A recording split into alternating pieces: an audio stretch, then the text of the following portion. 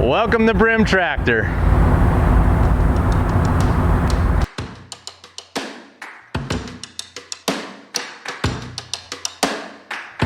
Hey everyone, Ryan here with Brim Tractor. Today we're going to talk about subcompact tractors, specifically the New Holland Workmaster 25s.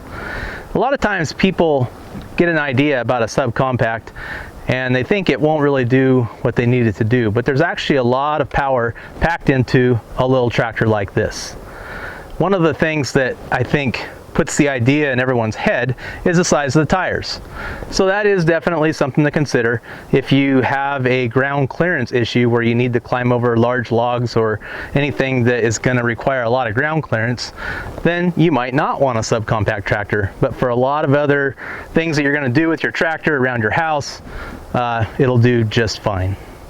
So as we move forward, you'll see the loader of the tractor. The first time I needed a tractor was about 15 years ago, and I didn't know anything about them. I went into the tractor store and I talked to the salesman. I said I need a tractor with the scooper thing on the front. And the whole time he just kept talking about the loader. And I didn't want to seem dumb. I didn't know what a loader was. Finally, I just told him, I said, look, I don't need the loader. I just need the tractor and the scooper on the front. And he smiled and got a good chuckle out of that. And so this is the loader, and that you have to have the loader in order to hold the bucket, the scooper thing. Not all loaders are created equal. The New Holland Workmaster 25s has the highest capacity at full height out of any subcompact tractor out there. It's 1,000 pounds at full height. And they're able to do that. They have 2 hydraulic cylinders here, and the way that the tractor is ballasted, it works great. Also, this loader on anything 2021 and newer has the skid steer quick attach bucket. So this is what I'm talking about when I say skid steer quick attach. So you pull up on that handle, pull up on that handle,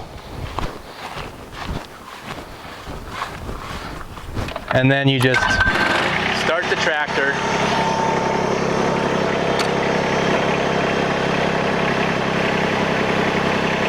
and back away. It's as easy as that. Now the reason why you would want that is there's several attachments that you can put on the front without taking pins and tools and a big hassle and put on in place of the bucket. The main one is going to be the forks. You want to lift up a pallet of items, or if you want to lift an engine out of a car, it gives you more leverage. Some people even use them to dig trees out. However, I wouldn't recommend that. You can also put an angle snow blade on the front. This is really handy if you have a long driveway and you need to plow snow. Way better than the bucket, because the bucket will fill up very, very quickly with snow if you've got even 6 inches, whereas the blade pushes it off to the side and makes a nice line down the ditch so that you can get your car out and your wife can get her car out. Those are the 2 main things, but there's also grapples and snow blowers. I mean, there's all kinds of things that you can put on the front. The advantage to having a skid steer quick attach versus other types is that it's universal. It works on skid steer attachments, it works on your neighbors, it works on everybody, different brands of tractors. Whereas if you have brand specific, like sometimes green tractors have their own special mechanism, which works okay, but you have to go and buy their attachments. So that's the advantage to the skid steer quick attach. So let's take a look underneath the hood, which is metal, by the way, not plastic. So when you open the hood of this tractor, one of the first things that you won't see is a regeneration canister. And it's not needed in this case because it's just under the 25 horsepower that requires that. So that makes it nice, one less thing to worry about. Also, everything is easily accessible. It's a 3-cylinder diesel. It happens to be made by Yanmar. And the panels do come off on both sides. Your radiator's back here with a clean out screen if you want to pull that out. If you're mowing grass, you're going to need to take that out probably every time you mow if it's dry, because that'll get filled up. But it makes it nice that you've got that screen that you can pull out easily. You've got an air cleaner here, heavy duty alternator, and the coolant overflow reservoir there And yeah, simple 3-cylinder diesel Yanmar. Since we're talking about the engine, everyone always asks, where's the dipstick and where's the oil filter? So if we look a little closer, you'll see that the dipstick is right here and the oil filter is right next to it. So let's talk about a couple of standard features on the New Holland Workmaster 25s that are optional features with other brands.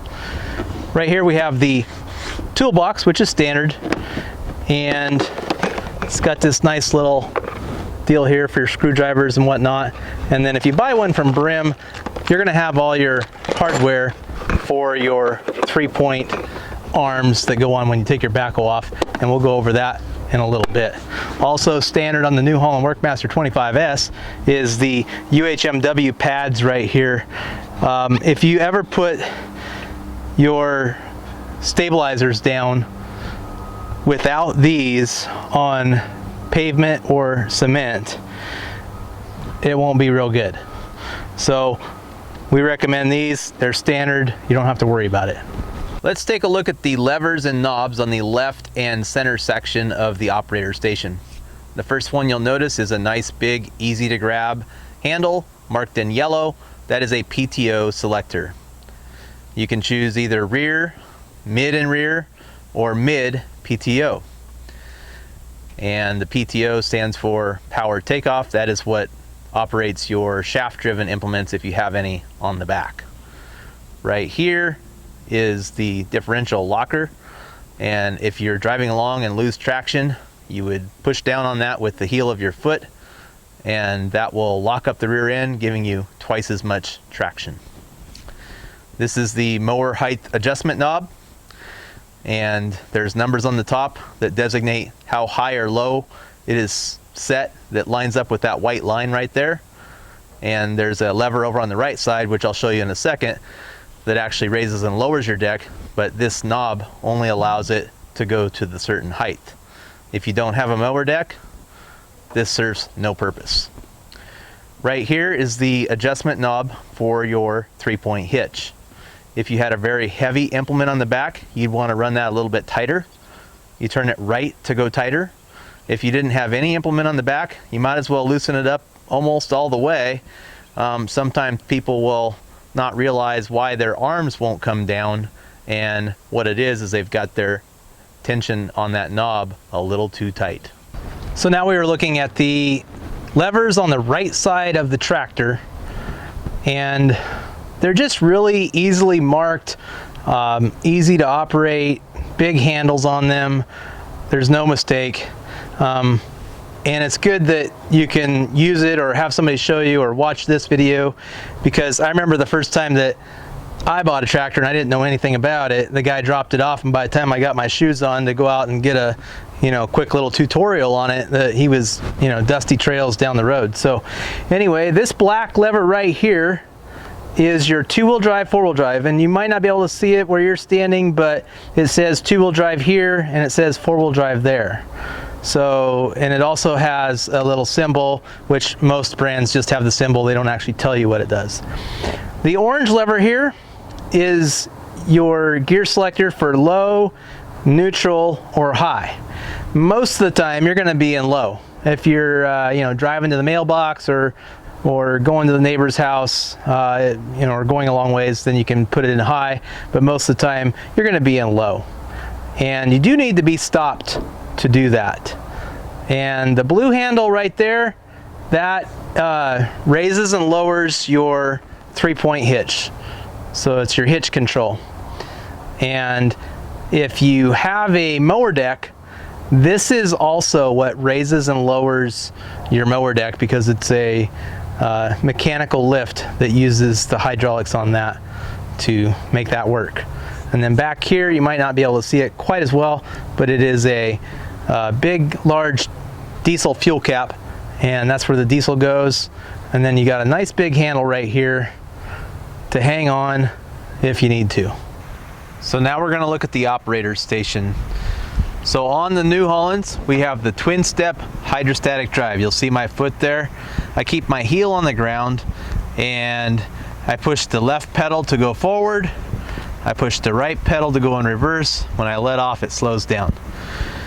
Some models have, some brands I guess I should say, have a treadle pedal where they have one pedal way up here and then the other one way back here. And it's not as user-friendly. And they also seem to put the brake over on the same side, so you have to put your foot up and around that and bend your knee in ways it doesn't want to bend to get there. This, you don't have to do that. This is your loader stick right here. You pull down, it will go up. You pull left, it will curl. You go right, and it dumps, and you push forward, and the loader goes down. There's one more function, which is float, and you go into that. And then if you want to grade your driveway by backing up, you can put it in the float section. Not all subcompact tractors have the float section. So this is your throttle. You can leave it in the turtle position while you're going to start it, and then let it warm up a little bit.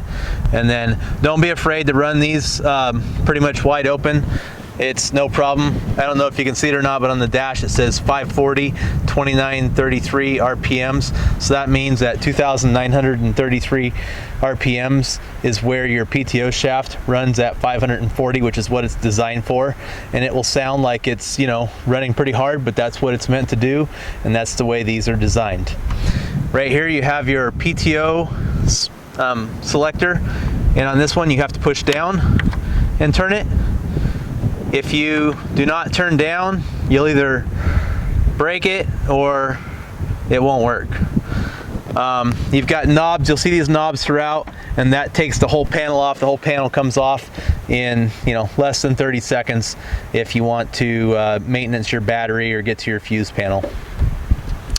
This is electronic cruise control, which is better than or different than mechanical cruise control. It's got a button right here. It sets if you're mowing a big field or something like that, would be a situation where you would use that.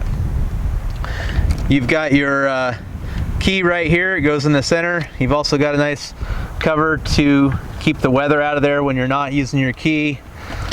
And to start it, you can turn the key to the left and you'll see on the dash, you probably won't see it, but when you're actually using it, you'll see a curly Q yellow.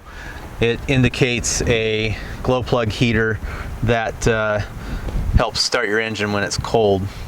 Over here you've got your parking brake. So I'll walk around to the other side and show you that.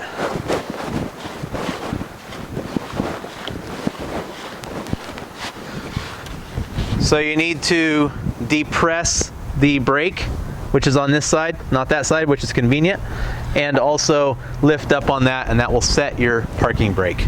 Over here you have your lights, all your hazards, your blinkers, and whatnot. The other thing that you'll see with this platform is that it is a big, wide, clean area, free of obstruction, free of humps, that just gives you a lot more comfort. One of the things you'll notice is that everything is just right at your fingertips.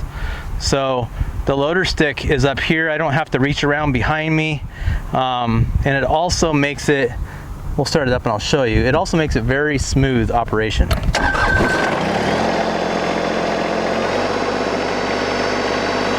So you'll notice that it's just right there. I can leave my hand kind of on my leg, rest it there, and stabilize it more for more accurate bucket work. It just makes it really easy.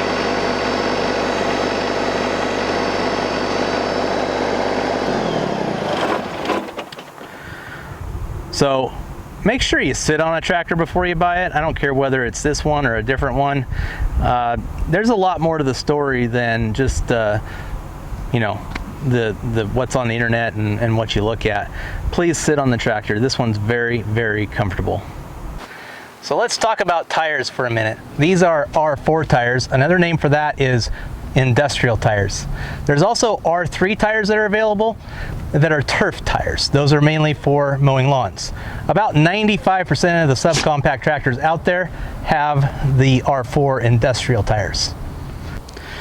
So while we're looking at tires, we'll take a closer look and see that this tire has a red valve stem cap on it.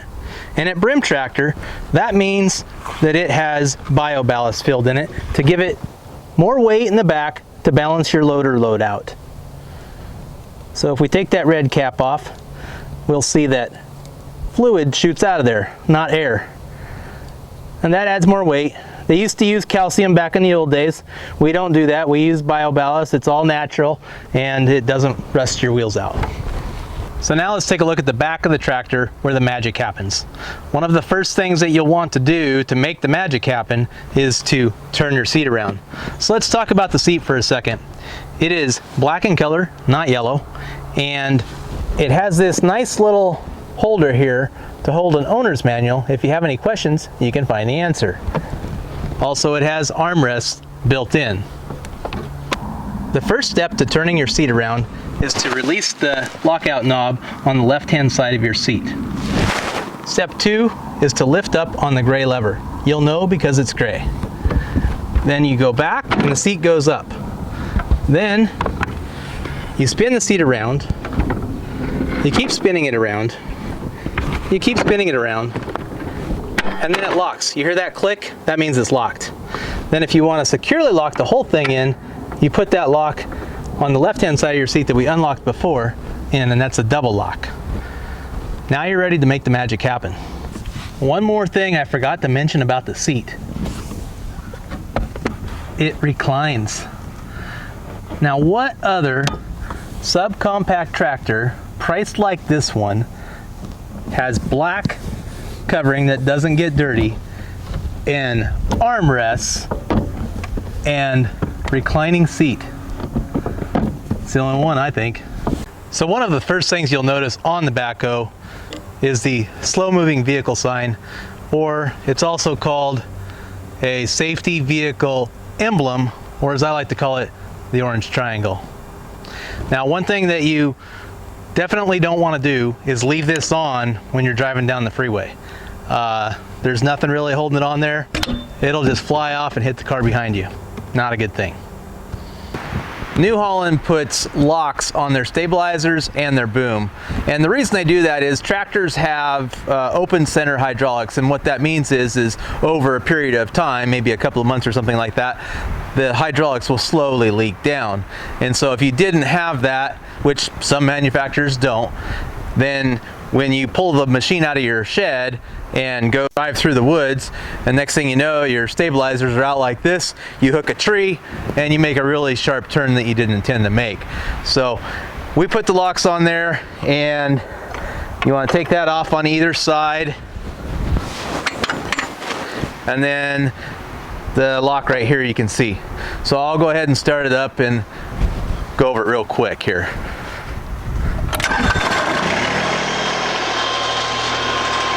So on the New Holland, you can get on from either side.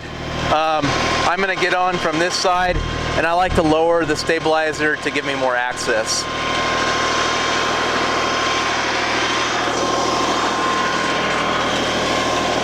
Now I'll put the other arm down. There's plenty of room up here. I'm average height, but a little wider than normal, which is not that uncommon, I guess. But if you're large or small, I mean, I've seen great big 6 foot whatever guys on here. They do great. I've seen small petite women. They do great as well. So it works really well. You're gonna love it. Another thing you'll notice is that the controls on this are not jerky. I'm not moving it real fast right now, but I have that option. It's got a long throw on the sticks, which allows you to be more detailed with your movements. I jumped on a green one of these a while back, and there was a dog sitting right there, and I barely touched it like that, and it went whoo, over like that and just about killed the dog. I mean, I didn't touch him, it didn't hurt the dog. There's no animals hurt in this video. But that's one nice thing about this particular Backhoe, is that it's just really smooth and really detailed. It's not jerking the whole machine around, and I can put it pretty much wherever I want to. Before we go on to the next video, there's 4 things I'd like you to consider. One is, don't discount the subcompact tractor series. The small tires a lot of times makes people think, oh, I need a bigger tractor than that. But when you look at the next size up in other brands, not New Holland, but other brands have a size with a little bit bigger tires, makes it look like a beefier tractor, but really it's the same thing, which has a higher gear ratio because of the tires, and it won't even climb as well as this one will. You're really not gaining anything. If you look at the specs, the loader lift capacity is the same, the backhoe is the same backhoe, and all you're getting is something that looks a little bigger for several $1,000s more.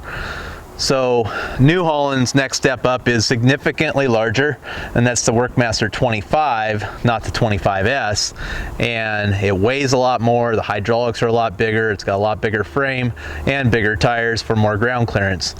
So really the only thing you're gaining in the other brands with the next size up from the subcompact is ground clearance, which most of us don't really need. The second thing that I'd like you to consider is service after the sale. Now, we think that we're going to buy a new tractor and we're not going to have any problems, and you probably won't, but sometimes there's adjustments that need to be made, and sometimes you may need the service department's help, or any department for that matter. And if you're curious about that, you might be surprised if you called around to the various dealers and says, hey, when can I get my tractor in there?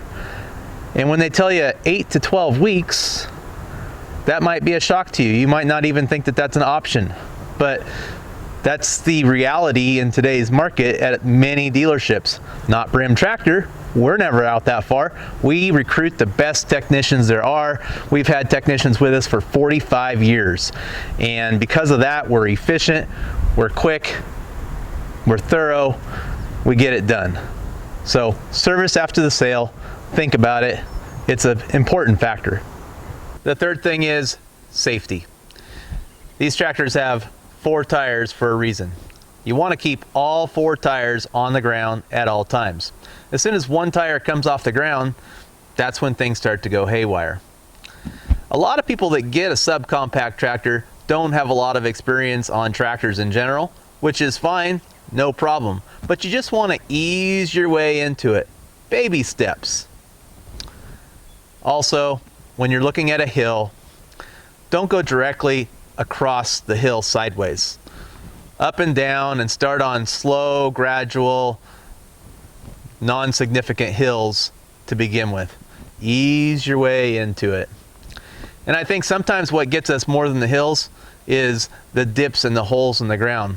If you think about it, there might be a 1-foot hole that's not very big around, so you don't think much of it, but your front tractor tire is only about 1 foot tall.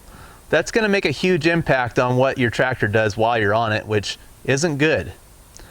So go slow, be safe. Also, always wear your seat belt. The fourth thing is, you have a choice. You can do it the hard way or the easy way. Hey, thanks for joining us on this great day at Brim Tractor. In order for us to make more videos like this one, we need you to subscribe at the bottom. Also, give us feedback in the comments. We appreciate it. Have a great day.